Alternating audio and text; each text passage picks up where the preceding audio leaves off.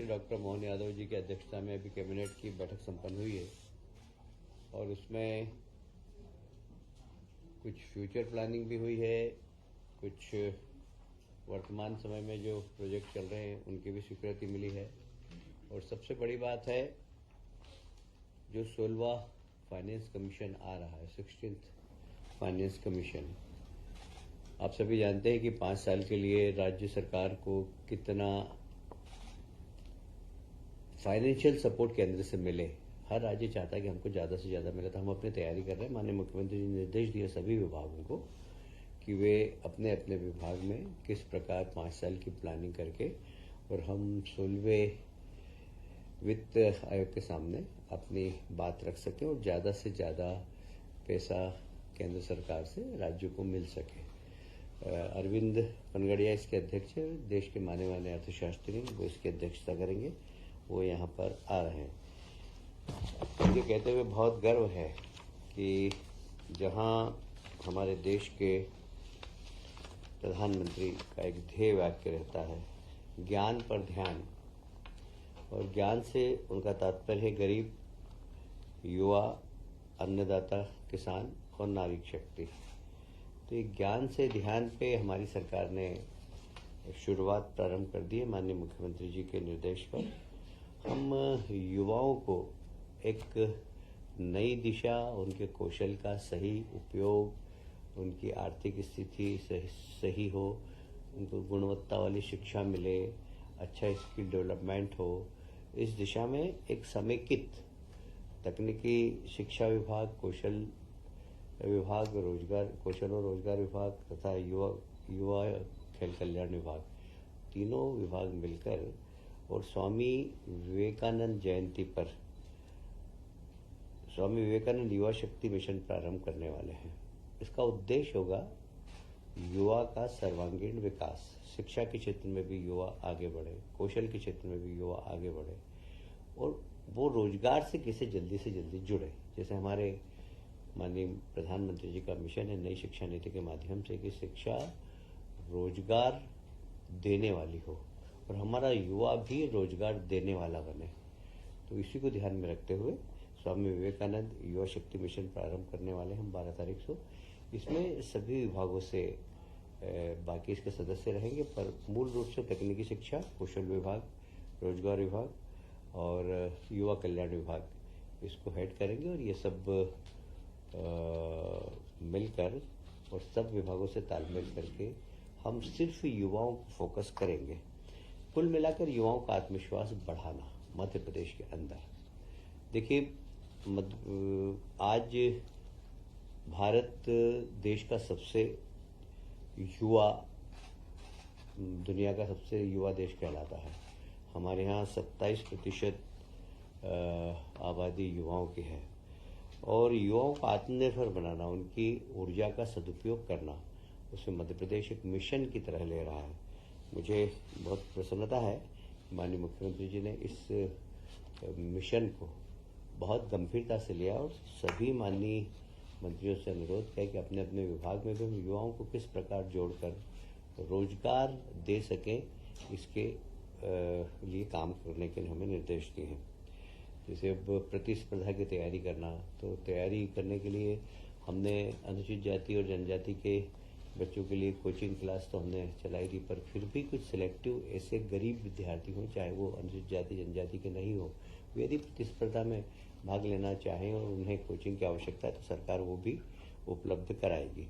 कुल मिलाकर युवाओं से संवाद बढ़ाना, उनका आत्मविश्वास बढ़ाना, उनकी योग्यता का सदुपयोग करना, उनकी क्षमता बढ़ाना, इसका उद्देश्य है। युवा शक्ति को रचनात्मक दिशा में ले जाना, ये इसका मूल उद्देश्य है। मैं समझता हूँ कि हम इस मिशन के लिए सरकार बिल्कुल जहाँ वित्त की व्यवस्था करना होगी वो वित्त की व्यवस्था भी हम करेंगे। एक और आज महत्वपूर्ण निर्णय लिया, जैसे हमारे देश के प्रधानमंत्री हमेशा कहते हैं कि किसानों की आय दुगनी करना। तो किसानों से संबंधित जितने भी उपक्रम है, चाहे वो दूध उत्पादन का हो, चाहे मछली उत्पादन का हो, इन सब को हम कैसे वृद्धि कर सके, तो एक बहुत ही क्रांतिकारी निर्णय मध्य प्रदेश की सरकार ने लिया है। Madhya Pradesh state cooperative dairy federation और राष्ट्रीय डेयरी विकास बोर्ड, इसके बीच में एक अनुबंध हम कर रहे हैं। और सारी दूध के उत्पादन, दूध का परिवहन, दूध का चिलिंग, दूध की प्रोसेसिंग, दूध की पैकिंग और मार्केटिंग, ये सब अभी किसान करता है। अभी हमारे यहाँ दूध डेयरी भी है और निश्चित रूप से जिस क्षमता के साथ चलना चाहिए उस क्षमता के साथ नहीं चल पा रही है। हम फोकस करेंगे इसमें प्रोफेशनल लोगों को भी जोड़कर, कैसे हमारा सांची ब्रांड है वह सारे देश में अपनी पहचान बना सके। इसके लिए हम लोग बहुत डेडिकेटेड रूप से काम करेंगे, क्योंकि यह किसान की आमदनी बढ़ाने का एक बहुत बड़ा उपक्रम हो सकता है।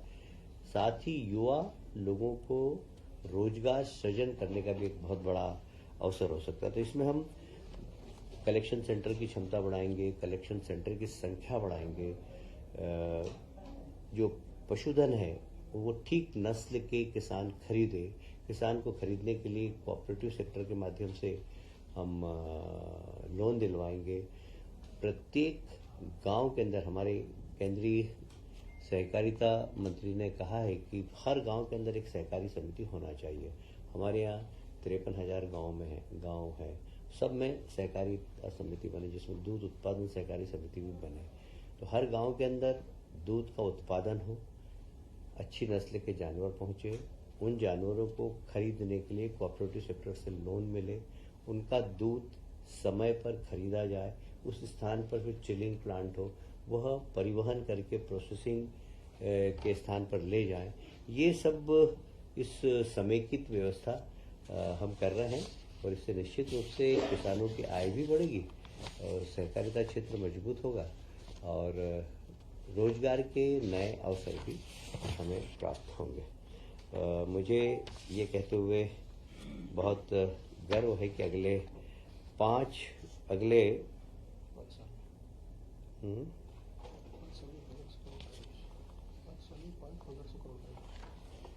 इसका जो प्लानिंग है हमने किया है कि लगभग 5 साल के अंदर 1500 करोड़ का इन्वेस्टमेंट हम करें। ये 5 साल के अंदर होगा और इसमें अभी समितियों की संख्या 6000 है, ये लगभग 9000 के आसपास हो जाएगी।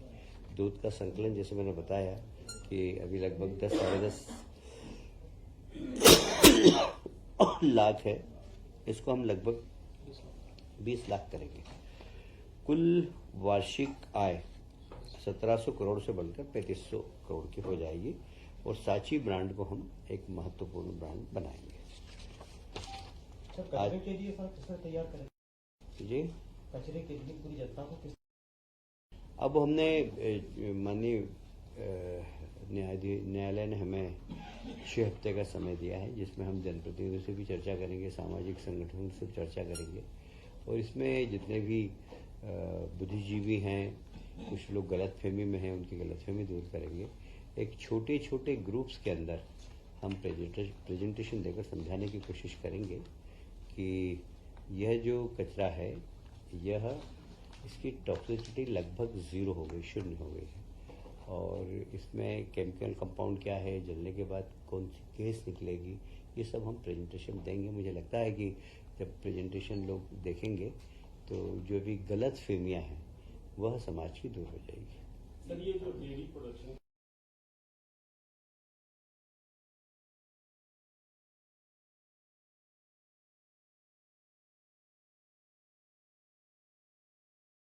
समेकित प्लान है बिल्कुल। गोबर का कलेक्शन, गोबर से खाद बनाना, फिर उसके बाद ऑर्गेनिक फार्मिंग को प्रमोट करना, ऑर्गेनिक उत्पादन को प्रमोट करना, ये सब इससे जुड़ा हुआ है पूरा। क्या किसानों से गोबर भी खरीदा जाएगा सर? कुछ ऐसा प्लान है? अभी खरीदना तो नहीं, पर उसकी खाद कैसे बनाना है इसके लिए हम किसानों को प्रशिक्षित करेंगे और उनसे कहेंगे कि आप ऑर्गेनिक फार्मिंग करें और ऑर्गेनिक उत्पादन को ठीक मार्केट मिले, इसके लिए सरकार जरूर चिंतन करेगी।